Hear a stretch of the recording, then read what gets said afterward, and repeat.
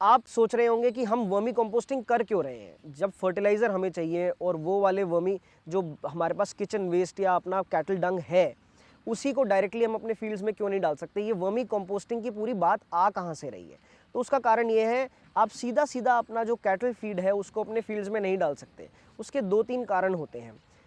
सबसे पहली बात, किसी भी प्लांट को, किसी भी क्रॉप को न्यूट्रिएंट मिलता है सॉइल से। न्यूट्रिएंट मिलता है जब वो सॉइल के through with the help of water. अब वो न्यूट्रिएंट सॉइल में अवेलेबल हो, इसकी भी इम्पोर्टेंस होती है।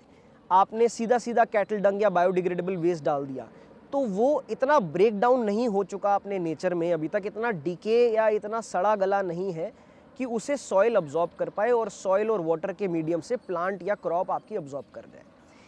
Vermi compost on the other hand is the breakdown of that biodegradable mass. तो उसकी न्यूट्रिएंट प्रोफाइल जो है वो और खुल जाती है। It is much more available to the soil. उसमें जो nitrogen, phosphorus, potassium, magnesium, carbon specially, ये सारे जो एलिमेंट्स होते हैं, इसकी प्रोफाइलिंग के बारे में भी हम बात करेंगे, वो they are more available to the plant through the medium of soil and water. That is why हम वो बायोडिग्रेडेबल मास को सीधा अपने सॉइल में यूज़ ना करके कंपोस्ट को सॉइल में यूज़ करते हैं। ये प्राइमरी रीज़न है कि why do we need a compost fertiliser for our plants, for our crops.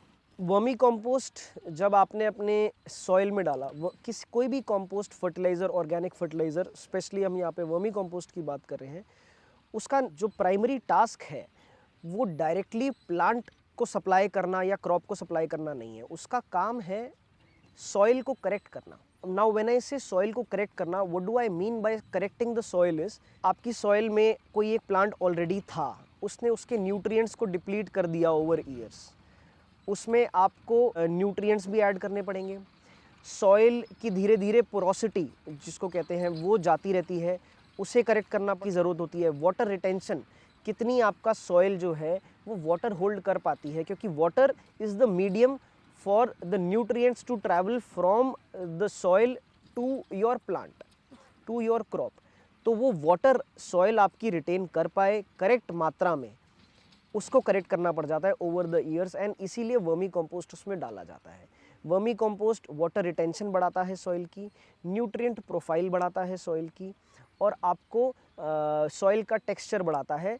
Over the years जो डिप्लीशन हुई है उसको करेक्ट करता है।